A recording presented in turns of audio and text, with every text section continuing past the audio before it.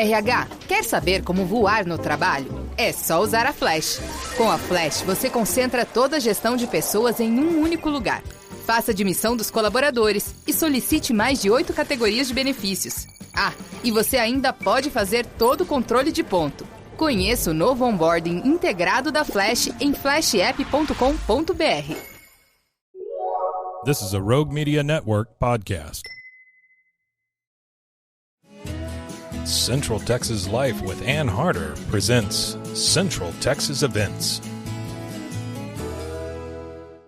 Hello, everybody. Welcome to Central Texas Events, and we have a very moving and important event to tell you about, and it is Providence Hospice third annual Lights of Love event. It's wonderful to have Sonya Wilson here with us, and you are the volunteer coordinator. Now, you tell me you've been with Providence Hospice for 28 years? 28 years, yes. What does this kind of work mean to you? Oh, it's an incredible work.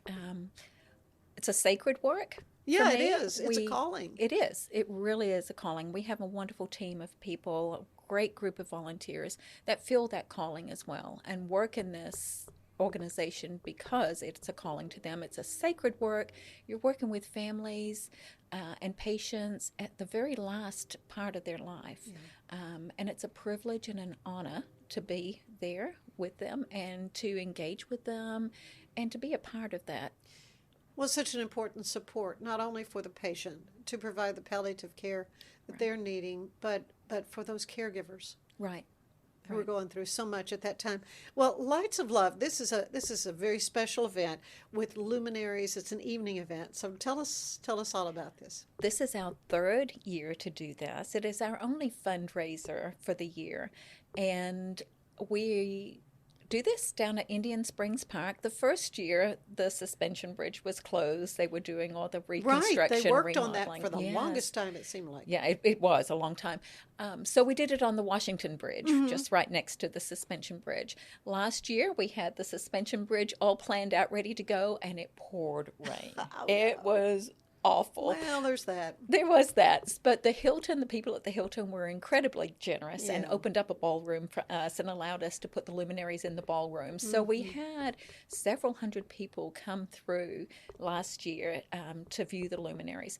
This year, we are not going to have any rain, and we are going to set up. We haven't so far, so yeah. True.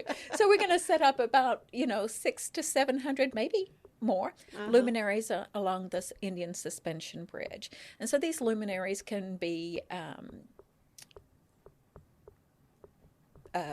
donated in honor or in memory of anybody. It's not just for hospice patients, it's for anybody in the community. So we're recognizing military veterans, we're recognizing first responders, we're recognizing those patients and people in our lives that have passed and those people that are still living. So for a $25 donation, you can have your name on a luminary and honor somebody that's special in your life. Mm-hmm. And so these are on the bridge. They're not in the water. No, right? they are on the bridge. So and this is something that people pre-register for. That is it too late? It is not too late. Okay, good. It is not too late. So we will actually have a table set up the night of. Oh, so that you could so get you one can then. do that. It's $25, $25, right? yes. But you can certainly donate more, huh? Absolutely. As you say, this is your one big fundraiser. This is our only Providence fundraiser Hospice. that we do, yes. Yeah, well, let's talk a little bit more about the whole aspect of hospice. I think there's kind of this negative connotation, like, oh, all hope is lost, and I don't know. There's been I think a middle block some people have about hospice, but do you think that's changing and folks are more recognizing that it's a support for that patient, in the final stages of an illness or of life? Right. I think there is a real negative connotation when you say that word hospice, because people think, oh my gosh, this is it. This is the end. You've got a couple of hours, couple of days, maybe a week or so left. The purpose of hospice started as a support for those patients that are either choosing not to have any more curative care or there's nothing left that's available for them in their end of life or their diagnosis. So we have a team of experts that walk alongside those patients, and it's not just the patients, it's the caregivers and the family members as well. And they walk alongside with them, anticipate needs that happen or that they may run into, so that we can have all of the equipment out there that's needed to keep somebody at home, if that's where they choose they want to be. And there's other care like bathing, and there's all kinds of nursing type care. Right. So we have nurses, we have our CNAs or our home health aides, and they do that personal care, changing the linens on the bed, bathing those patients, those types of things. We have chaplains that are out there not to say, you've got to believe a certain way, but to reinforce somebody's belief system. Exactly. And then we have social workers that go out and do a lot of the planning, advanced directives, a lot of mending bridges within families. Yeah. Again, a lot of support and counseling type things. Yeah, because once that person passes, there's no fixing. Right. Right. And then we have an incredible group of volunteers that go out there, and they're kind of gap fillers. So they enjoy spending time with those patients and with those caregivers as well, playing games, reading to them, writing out cards, writing out letters, doing scrapbooking, just. And of course, I've heard some cases where a person goes on hospice and they get better, or that they happens. Can be on hospice for a long period of time. Yes, it doesn't necessarily mean the end is imminent. No, it does not. So a lot of times we get patients on service whose pain is out of control or their symptoms are not being managed very well, and we think, oh my goodness, we may have a few months with this patient. We get the pain managed, we get those symptoms controlled, they work well with our staff, and we end up having those patients on service for a lot longer than what we expect. So the goal is to have somebody on service for an extended period of time so that we can work with them and we can utilize all of the services that are available to them as far as the counseling and the pain management, the equipment, the supplies that are needed, so that they are comfortable and that they have a wonderful quality of life. Well, and it's not the kind of thing a family goes through all the time.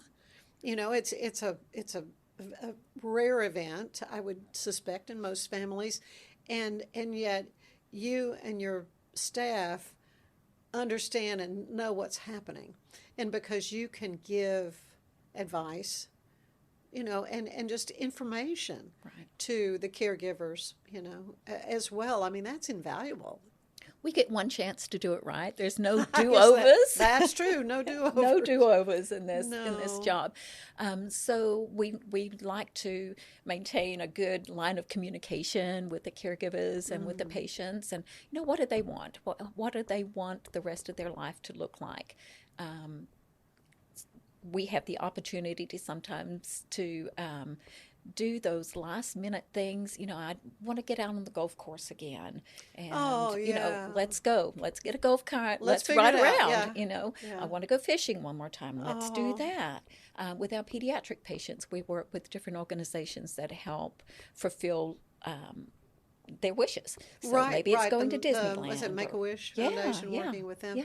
And is it my understanding Providence Hospice is the only hospice that does work with pediatric That's patients? right. We are the only hospice here in Central Texas that takes pediatric patients. And so that's always a heart.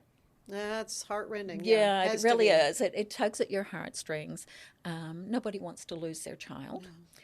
But when you know that there is nothing more that you can do to cure what's going on with that child, how wonderful it is to have a group of experts that are in there allowing you to make the call and pointing you in the direction that you need, the support that you need for parents, for grandparents, for siblings.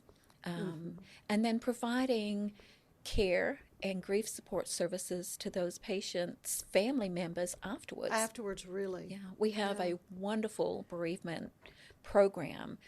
We like to try to follow family members for at least 12 or 13 months after the loss of a loved one. We know there's going to be a lot of first things: first Christmas, first Thanksgiving, first Mother's Day, birthdays, Father's Day, and those are hard to navigate in a year, through. That's very difficult. Yeah, you're right.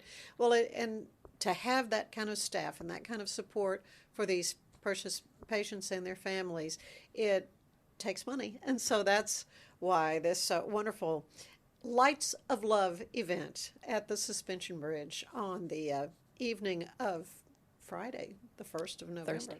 I'm sorry. It is. You're right. It's Thursday. It's going to be next Thursday. Next Thursday, right? Next Thursday, the 7th of the 7th November. of November. Okay, I got ahead of myself. Yeah, this is and this is something that if you haven't gone ahead, and you can go ahead and register. How do you register? You can register by calling our office. It's 254-399-9099, and we're happy to take your information over the phone. You can get on our website at providencehospice.org, and there's a barcode, scan code that you can just pull up, and it'll take you right to where you can do it directly. Yeah. Or you can come on down. Don't just buy Absolutely. one. It is $25 per luminary, or if you give us $100, you can get 5 luminaries. All right. That's a good. Well, and that's 5 people you can recognize. Exactly. And remember in a very, very special way, whether or not they've passed or they're just somebody you want to honor. Right. What a great thing. Well, we honor you so much, Sonya, for coming and for what you've done for Providence Hospice and this event, and appreciate that. Thank you so much. Thank you for being with us, too. We'll see you next time on Central Texas Events. Bye-bye.